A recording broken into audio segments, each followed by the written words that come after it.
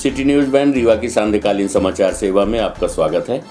प्रस्तुत हैं आज के मुख्य समाचार। 8वें अंतर्राष्ट्रीय योग दिवस पर कलेक्टर एसपी ने बच्चों के साथ किया योगा। आम तोड़ने गई 11 वर्षीय बच्ची के साथ चचेरे भाई ने किया दुष्कर्म। विधानसभा अध्यक्ष की चुनौती का वीडियो हुआ वायरल। खबरें अब विस्तार से। अंतर्राष्ट्रीय 8वें योग दिवस के अवसर पर रीवा के शासकीय मातृ क्रमांक 3 में आयोजित हुआ कार्यक्रम। कलेक्टर एसपी ने भी किया योग, लोगों को दिलाई गई शपथ। आपको बता दें कि आज अंतर्राष्ट्रीय योग दिवस के अवसर पर शासकीय मातृ क्रमांक 3 के परिसर में जिला अंतर्राष्ट्रीय योग दिवस कार्यक्रम का आयोजन किया गया। इस दौरान कलेक्टर मनोज पुष्प, पुलिस अधीक्षक नवनीत भसीन, जिला शिक्षा अधिकारी जीपी उपाध्याय, एसडीएम हुजूर अनुराग तिवारी सहित महिलाएं, पुरुष एवं बच्चे शामिल हुए। बता दें कि यह सामूहिक योगा कार्यक्रम 3 वर्ष बाद आयोजित किया गया है। पिछले 2 वर्ष कोरोना काल के चलते ये कार्यक्रम प्रभावित रहा, लेकिन इस बार कोरोना वायरस में कमी के चलते सामूहिक रूप से अंतर्राष्ट्रीय योग दिवस मनाया गया। इस अवसर पर सर्वप्रथम स्वामी विवेकानंद के चित्र पर माल्यार्पण कर दीप प्रज्वलन किया गया। तत्पश्चात कार्यक्रम की शुरुआत हुई। उसके बाद मुख्यमंत्री शिवराज सिंह चौहान एवं पीएम नरेंद्र मोदी के उद्बोधन को रेडियो के माध्यम से सुनाया गया। पीएम मोदी ने इस बार की थीम योगा फॉर ह्यूमैनिटी के जरिए योग के संदेश को पूरी मानवता तक पहुंचाने के लिए संयुक्त राष्ट्र और सभी देशों का हृदय से धन्यवाद दिया है। बता दें कि पीएम मोदी ने ही 2014 में प्रधानमंत्री बनने के बाद साल में एक दिन योग के नाम करने के लिए संयुक्त राष्ट्र के सामने अंतर्राष्ट्रीय योग दिवस घोषित करने का प्रस्ताव रखा था, जिसे स्वीकार कर लिया गया और 21 जून को अंतर्राष्ट्रीय योग दिवस के रूप में इसे मान्यता मिली। पहला इंटरनेशनल योगा डे 21 जून 2015 को मनाया गया। वहीं इस कार्यक्रम के बाद मीडिया से चर्चा करते हुए कलेक्टर मनोज पुष्प ने कहा कि योग हमारे जीवन में अत्यंत आवश्यक है। योग संस्कृति का अहम हिस्सा है। हमें बीमारी से दूर रखने के साथ साथ योग मानसिक तौर पर इंसान को संतुलित रखता है। हर साल की 21 जून को अंतर्राष्ट्रीय योग दिवस मनाया जाता है। वहीं इसे शिक्षा के क्षेत्र में भी लागू करने की बात कही गई है। योग बच्चों को बेहतर नागरिक बनाने में भी अहम भूमिका निभाएगा। प्रस्तुत है रीवा कलेक्टर मनोज पुष्प से प्राप्त जानकारी के अंश। क्या कहेंगे?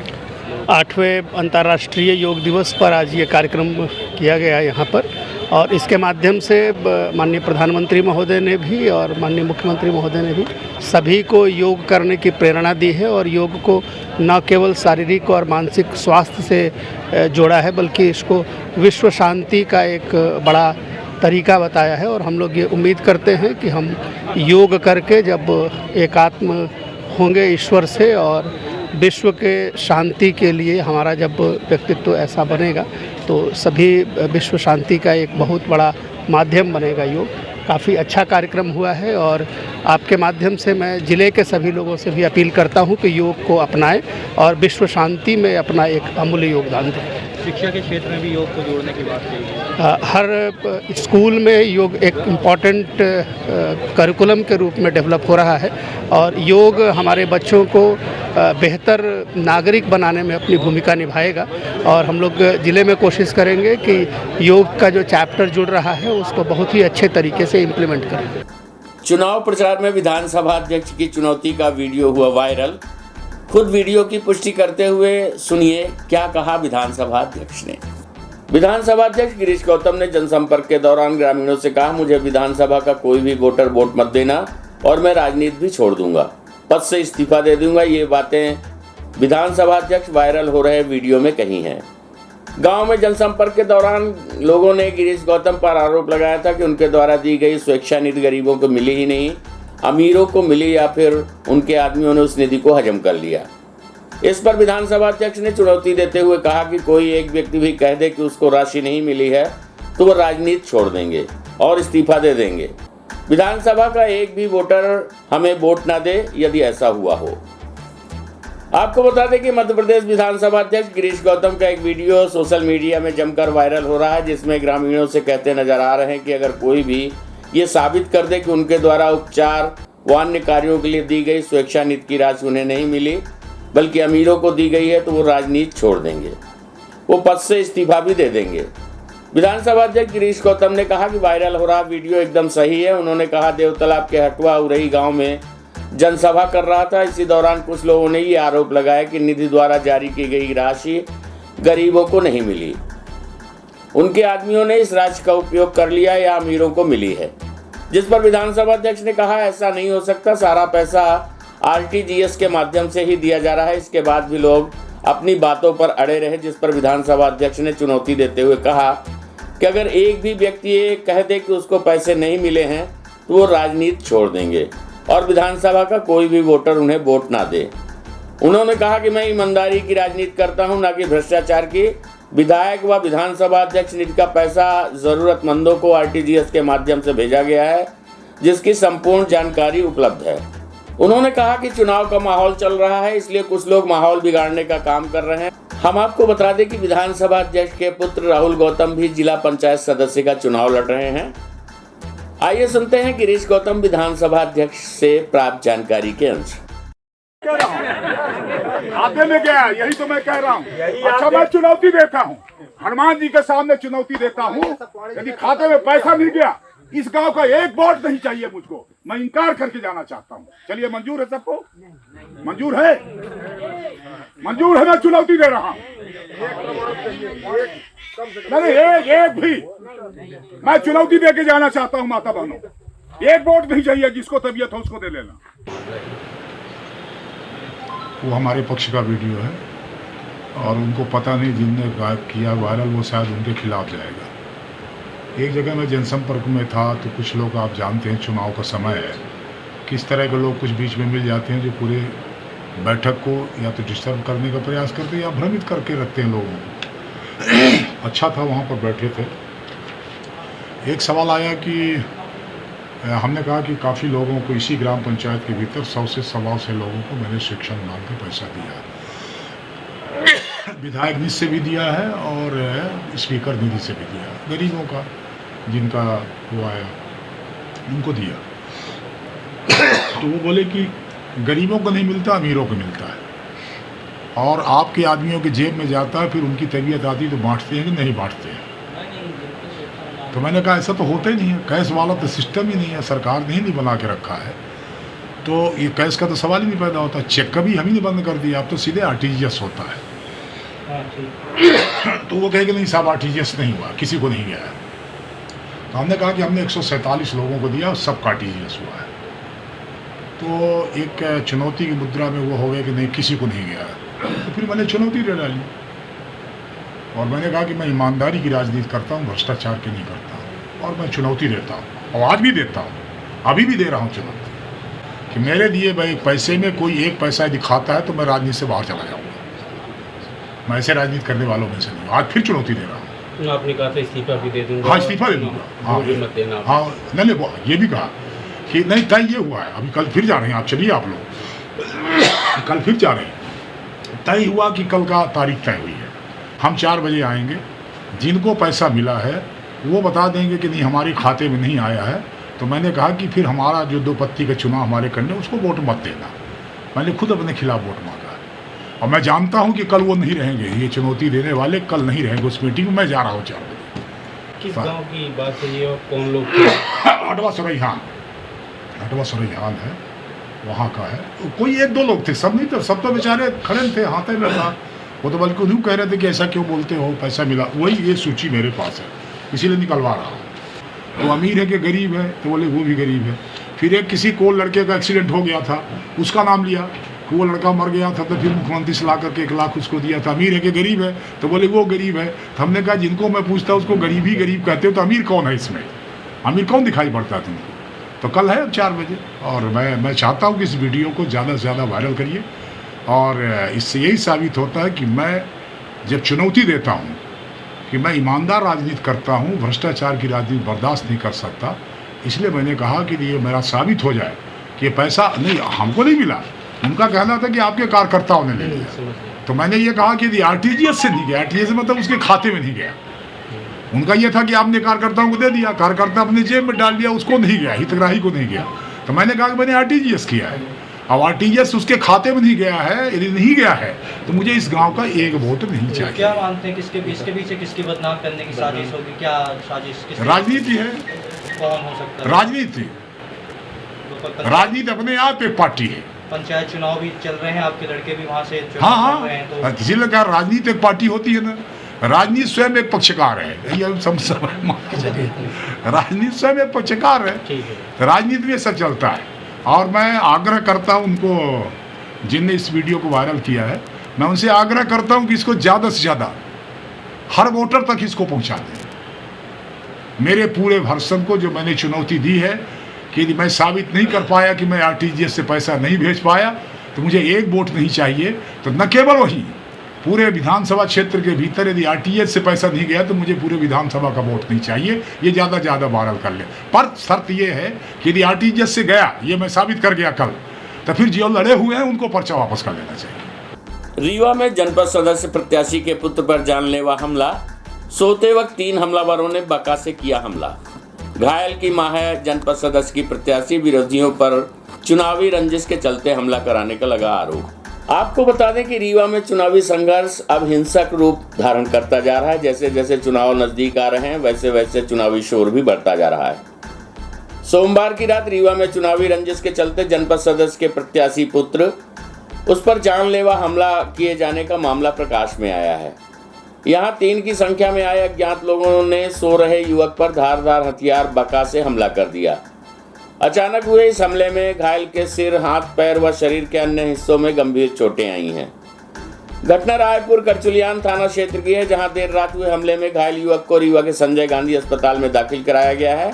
घटना के संबंध में ग्राम पंचायत पटना निवासी शुभम पांडे ने जानकारी देते हुए बताया कि रायपुर की कंपोजिट शराब दुकान का अहाता चलाता है, जिसने जनपद सदस्य के चुनाव में अपनी मां को प्रत्याशी बनाया है। बताया गया है कि चुनावी रंजिश के चलते सोमवार की रात जब वह सो रहा था तभी 3 की संख्या में आए कुछ अज्ञात लोगों ने उस पर धारदार हथियार से ताबड़तोड़ हमला कर दिया और उसे गंभीर रूप से घायल कर फरार हो गए। घायल ने बताया कि हमले के वक्त हमलावर उसे यही हिदायत दे रहे थे कि अब और चुनाव लड़ा के देखना। पीड़ित का आरोप है कि इस हमले के पीछे चुनाव लड़ रहे कुछ विरोधियों का ही हाथ है। हालांकि हमलावरों को वह नाम से नहीं पहचानता, लेकिन सामने आने पर उन्हें जरूर पहचान लेगा। फिलहाल पुलिस ने घायल के बयान दर्ज कर लिए हैं और हमलावरों की तलाश जारी है। प्रस्तुत है घायल युवक शुभम पांडे से प्राप्त जानकारी के अंश। बोल लेते हैं आप। क्या नाम है? शुभम पांडे। क्या घटना हुई? कल रात में 3 अज्ञात लोग, मैं राम नज कंपोजिट शराब दुकान के बगल में पुष्पेंद्र चौगौरा जी का हाथा चलाता हूँ, जो कि शराब ठेकेदार हैं। तो कल 3 अज्ञात लोग मेरे ऊपर आए। रात में मैं जब काफ़ी के सो रहा था तो हमला कर दिए। हमला का कारण मुझे ऐसा लग रहा है कि मैंने अपनी मम्मी को जनपद का चुनाव लड़ाया है, तो कुछ विरोधी दल के लोग जो हैं तो मेरे को प्रचार प्रचार न करने देने के कारण हाथ पैर तोड़ के बैठा देना चाहते हैं। आप अपने मम्मी को लड़ाए हैं? जी। क्या नाम है मम्मी का? श्रीमती सुधा देवी पांडे। कौन सा चुनाव लड़वा रहे हैं? जनपद पंचायत सदस्य का? हाँ, वार्ड क्रमांक 5 से। वार्ड क्रमांक। आरोपी को पहचानते हैं? हाँ, देख लूँगा तो पहचान जाऊँगा, नाम से नहीं जानता। कितने लोग थे? 3 लोग। उसी एरिया के हैं? अब ये तो नहीं पता, फुटेज निकल रही है, पुलिस के पास जांच भी चल रही है। अब देखने पे गाड़ी वाड़ी 1-2 दिन पहले वो लेके आए थे अपने, तो देखते हैं अगर नंबर उसका दिखाई देता है तो जांच पड़ताल में जो निकलेगा आगे अब क्या बता दें, नाम से नहीं पहचानता हूँ। पर मेरी शंका वो ये कह रहा था मुझसे मारते टाइम कि साले जनपद का चुनाव लड़ाएगा, इस तरह की बात बोल रहे थे और मार रहे थे। क्या नाम है आपका? कौन सा गाँव? शुभम पांडे, पटना से, ग्राम पंचायत पटना, रायपुर करचुलियान। एक तरफ जहां महिलाओं की सुरक्षा को लेकर सरकार के द्वारा लाखों दावे किए जाते हैं, वहीं दूसरी तरफ दुष्कर्म जैसी घटनाएं कम होने का नाम नहीं ले रही हैं। रीवा में रिश्ते को शर्मसार करने वाली घटना एक बार फिर सामने आई है। आपको बता दें कि रिश्ते के नाबालिग चचेरे भाई ने नाबालिग युवती के साथ दुष्कर्म की घटना को अंजाम दिया है। पुलिस ने आरोपी के चचेरे भाई को गिरफ्तार कर लिया है।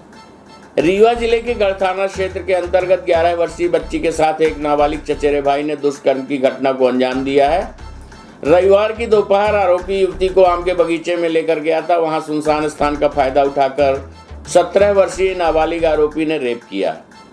वारदात के बाद नाबालिग बच्ची बदहाल हालत में घर में पहुंची। इसी बीच परिजनों को देखकर वो रोने लगी। माता पिता के कारण पूछा तो डर के मारे कुछ बोलने को तैयार नहीं थी। किसी तरह समझाइश देकर परिजनों ने उससे बात जानी। उसके बाद बेटी ने जो कहानी बताई तो उसको सुनने के बाद उनके होश उड़ गए। घटना की जानकारी लगने के बाद उन्होंने तुरंत इसकी सूचना गढ़ पुलिस को दी। जानकारी के बाद पहुंची पुलिस ने महिला अधिकारी के समक्ष बयान कराया। इसके बाद अस्पताल ले जाकर मेडिकल चेकअप कराया गया। रेप की पुष्टि होने पर दुष्कर्म व पास्को एक्ट की धाराओं के तहत पुलिस ने प्रकरण दर्ज कर लिया है। साथ ही कुछ घंटों के भीतर ही आरोपी को पुलिस ने अपनी अभिरक्षा में ले लिया है। उससे पूछताछ कर रही है। इस मामले पर आरोपी कोई और नहीं बल्कि पारिवारिक चाचा का लड़का है। वो 11 वर्षीय बच्ची को लेकर आम के बागीचे में पके फल तोड़ने गया था। इसके बाद उसने इस घटना को अंजाम दिया है। आइए सुनते हैं एडिशनल एसपी विवेक लाल से प्राप्त जानकारी के अंश। सरगढ़ थाना अंतर्गत एक भाई बहन का दुष्कर्म का मामला सामने आया है। क्या है सर पूरा मामला? गढ़ थाना अंतर्गत कज़न ब्रदर के द्वारा एक घटना दुष्कर्म किया गया बच्ची के साथ, और बच्ची का ट्रीटमेंट करा दिया गया। ठीक है बच्ची की हालत, और आरोपी को भी गिरफ्तार कर लिया गया है और इन्वेस्टिगेशन हमारा जारी है। महापौर के लिए चाय वाले चचा ने भी ठोकी दावेदारी।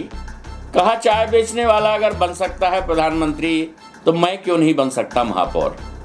नगरीय निकाय चुनाव को लेकर कई नेता मेयर पद की दावेदारी करते हुए उतरे हैं मैदान पर। भाजपा, कांग्रेस, आम आदमी पार्टी सहित अन्य बड़ी पार्टियों के अलावा शिवसेना पार्टी की ओर से भी अपना महापौर का प्रत्याशी जनता के बीच उतारा है। आपको बता दें कि इस चुनावी रण में एक चाय वाले चाचा ने भी महापौर पद की दावेदारी ठोकते हुए रिमही जनता के बीच मैदान पर हैं। समग्र उत्थान पार्टी से मेयर पद का प्रत्याशी रामचरण शुक्ल को बनाया गया है। चाय वाले चाचा ने अपना नामांकन दाखिल करने कलेक्ट्रेट कार्यालय पहुंचकर कहा कि जब चाय बेचने वाले मोदी देश के प्रधानमंत्री बन सकते हैं तो क्या मैं मेयर नहीं बन सकता। आपको बता दें कि रीवा में नगरीय निकाय चुनाव का बिगुल बजते ही राजनीतिक सरगर्मियां तेज हो चुकी हैं। विभिन्न पार्टियों के द्वारा मेयर पद की दावेदारी करते हुए प्रत्याशी नामांकन दाखिल करने कलेक्ट्रेट कार्यालय पहुंचे हुए थे। दरअसल रीवा के मुख्य बाजार शिल्पी प्लाजा में विगत 20 वर्षों से चाय का ठेला लगाने वाले चाय वाले चाचा के नाम से मशहूर रामचरण शुक्ला ने महापौर बनने का दावा पेश किया है तथा चाय वाले चाचा ने शहर की मूलभूत समस्याओं को अपना चुनावी मुद्दा बनाते हुए चुनावी मैदान पर उतरने जा रहे हैं। रामचरण शुक्ल का कहना है कि जब एक चाय बेचने वाले देश के प्रधानमंत्री बन सकते हैं तो वो महापौर क्यों नहीं बन सकते। रामचरण शुक्ला ने भी राजनीति में अपने पैर आजमाने की ख्वाहिश मन में ठान ली है। अब उन्होंने आगामी निकाय चुनाव के माध्यम से रीवा का नया महापौर बनने का दावा किया है। समग्र उत्थान पार्टी से नामांकन दाखिल करने वाले रामचरण शुक्ला ने मीडिया से बात करते हुए कहा कि रीवा में जो भी भ्रष्टाचार चल रहा है उसे वो रीवा की जनता के सामने उजागर करेंगे। जीत के बाद वो नगर की सारी व्यवस्थाओं को सुधारने का प्रयास करेंगे। फुटपाथ के छोटे व्यापारी, नगर निगम के कर्मचारी, असहाय, शोषित, पीड़ित और दलित इन सभी वर्गों के उत्थान करना उनका चुनावी मुद्दा है। आइए सुनते हैं चाय वाले चाचा रामचरण शुक्ल मेयर प्रत्याशी समग्र उत्थान पार्टी से प्राप्त जानकारी के अंश। हमारे मुद्दे जो यहाँ पर भ्रष्टाचार चल रहा है, आज 20 साल से लगातार भ्रष्टाचार है, उसको जनता के सामने उजागर करना और नगर की सारी व्यवस्थाएं, जैसे फुटपाथ के लोग हैं, नगर निगम के कर्मचारी हैं, दीन दुखी, असहाय, शोषित, पीड़ित, दलित, इनके सबके उत्थान के लिए हमको काम करना है। ये हम जन जन तक जाके घर घर जाके सबको बताएंगे कि जब माननीय मोदी जी बोल रहे हैं कि हम चाय बनाते बनाते आज देश के प्रधानमंत्री हैं, तो हमको तो रीवा नगर निगम की एक एक जनता हमको जानती है कि ये चाय वाला है, रामचरण शुक्ला चाय वाला है, और हर घर के हर व्यक्ति आके हमारे यहाँ चाय पीते हैं। इसलिए सब लोग जानते हैं कि ये चाय वाला है। कहाँ भी चाय का ठेला है, आपका कब से लगा रहे हैं? 20 वर्ष हो गया हमको। शिल्पी प्लाजा ए ब्लॉक के पीछे हमारा चाय का ठेला है। पूरे नगर निगम 45 वार्ड की जनता हमारे यहाँ चाय पीने आती है, चूँकि वो शिल्पी प्लाजा हृदय स्थली है और एक एक घर की एक एक व्यक्ति हमको जानते हैं। मुद्दे हमारे यही हैं कि जो नगर निगम के कर्मचारी हैं, फुटपाथ के व्यापारी हैं, इनको हमेशा प्रताड़ित किया जाता है। इनको व्यवस्थित रूप से सबको स्थान दिया जाए जिससे इनको कोई दिक्कत ना हो। किस पार्टी से आप चुनाव लड़ रहे हैं? हम समग्र उत्थान पार्टी से चुनाव लड़ रहे हैं।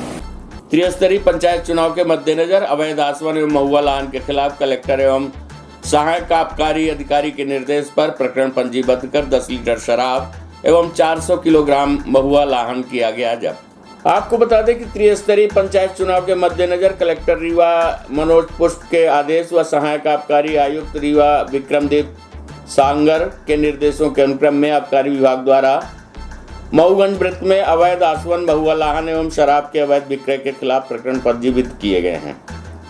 कार्यवाही के दौरान आबकारी दल द्वारा नई गढ़ी में अनीता जायसवाल के रिहायशी मकान से उत्तर प्रदेश में विनिर्मित 15 can Kingfisher strong beer, Rajni उर्फ सुगनी जायसवाल के मकान से 4 लीटर कच्ची मदिरा, मुन्नी जायसवाल के रिहायशी मकान से 3 लीटर हाथ भट्टी की मदिरा, सविता जायसवाल के रिहायशी मकान से 150 किलोग्राम महुआ लाहन, सुनीता जायसवाल के रिहायशी मकान से 5 लीटर कच्ची मदिरा, राजकुमार जायसवाल के रिहायशी मकान से 5 लीटर कच्ची मदिरा बरामद की है। ग्राम देवरी संग्राम में शिवानंद साकेत के रिहायशी मकान से 25 पाव देसी मदिरा मसाला, पहाड़ी में फूलवती प्रजापति के रिहायशी मकान से 5 लीटर कच्ची मदिरा, गार्डर में पूनम साकेत के रिहायशी मकान से 5 लीटर कच्ची मदिरा, उर्मिला तिवारी के मकान से 5 लीटर कच्ची शराब, अमर साकेत के मकान से 200 किलोग्राम लाहन, ग्राम माहुता से सुरेंद्र जायसवाल के रिहायशी मकान से 310 किलोग्राम महुआ लाहन, गीता जायसवाल के रिहायशी मकान से 300 किलोग्राम महुआ लाहन, राधिका जायसवाल के रिहायशी मकान से 300 किलोग्राम महुआ लाहन बरामद किया गया है, जिसे मध्य प्रदेश आबकारी अधिनियम 1915 के तहत प्रकरण कायम किए गए हैं। सहायक आबकारी आयुक्त द्वारा बताया गया कि त्रिस्तरीय पंचायत चुनाव के मद्देनजर संपूर्ण जिले में अवैध मदिरा के आसवन, विक्रय, परिवहन एवं संग्रह के विरुद्ध आबकारी विभाग की कार्यवाही लगातार जारी रहेगी। आज की कार्यवाही में कुल 14 प्रकरण में 8.25 bulk litre beer, 4.5 bulk litre देसी मदिरा मसाला, 32 लीटर हाथ भट्टी महुआ शराब एवं 1260 किलोग्राम महुआ लाहन बरामद किया गया। आज की कार्यवाही में आबकारी उप निरीक्षक मनोज कुमार बेलवंशी, अभिषेक त्रिपाठी, आशीष शुक्ला, मुख्य आरक्षक एवं उनकी टीम शामिल थी। प्रस्तुत है कार्यवाही की एक झलक। आज की खबरों में बस इतना ही। कल हम फिर हाजिर होंगे कुछ नई खबरों के साथ। तब तक के लिए हमें इजाजत दीजिए। नमस्कार।